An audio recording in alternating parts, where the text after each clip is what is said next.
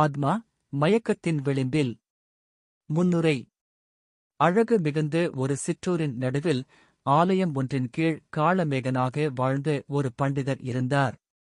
அவர் எளியவனாய் இருந்தாலும் அவரது பேச்சில் ஆழ்ந்த ஆன்மீகம் நிறைந்திருந்தது. ஆனால் அந்த பண்டிதரின் வாழ்வில் ஒரு மர்மம் இருந்தது. அவரால் இளமையிலிருந்து ஏதோ ஒன்றைத் தேடி, அந்த தேடலில் நிறைவை அடைய முடியவில்லை. தேடல் தொடக்கம். ஒருநாள் பண்டிதர் தமது ஆசானிடம் பேசும்போது, ஆசாரியரே, என் ஆன்மாவிற்கு ஏதோ ஒன்றினுபாதம் உள்ளது. அதை அறிய உங்களிடம் உதவி வேண்டும் என்றார். ஆசான் சிரித்தபடி, ஆத்மாவின் உண்மையை அடைய உன்னுடைய மயக்கத்தை விட்டு தூரமாக நடந்து செல்க என்று கூறினார். ஆச்சரியமடைந்த பண்டிதர் கேட்டார், மயக்கம் என்ன, ஆசாரியரே?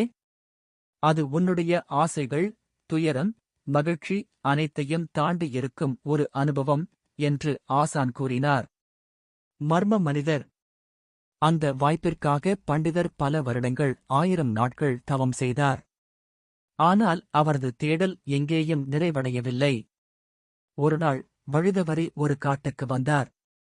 அங்கே ஒரு மரத்தடியில் தியானத்தில் மூழ்கிய ஒருவனைக் கண்டார். அந்த மனிதர் பழுதான கயிறு போன்ற உடை அணிந்திருந்தார். ஆனால் அவரது முகம் ஒளிமயமாக காட்சி அளித்தது.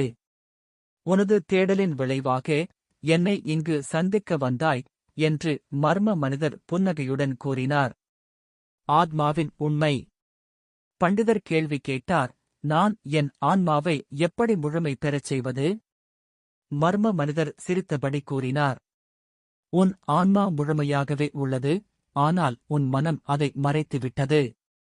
நீ தேடுவதற்கு வெளியே இல்லை. அது உன் உள்ளேயே இருக்கிறது. மயக்கத்திலிருந்து விடுபட்டால் உண்மையைக் காணலாம். முடிவு. மனிதர் கூறிய வார்த்தைகள் பண்டிதரின் உள்ளத்துக்குள் இமயமாக உடைந்தன. அவர் தன் தேடலின் வெற்றியைக் கண்டு மகிழ்ச்சியுடன் வீடு திரும்பினார். அதன் பிறகு அவர் மக்களுக்கு ஆன்மீகமான வாழ்வியல் எளிய பாதையை எடுத்துக் காட்டினார். கதையின் பொருள். உண்மையான ஆன்மீகம் வெளியிலிருந்து கிடையாது, அது உங்கள் உள்ளத்திலேயே உள்ளது. மனதில் இருக்கும் மயக்கத்தை விட்டு அதற்குள் செல்வதே ஆன்மாவின் முழுமையை உணருவதற்கான யாத்திரையாகும்.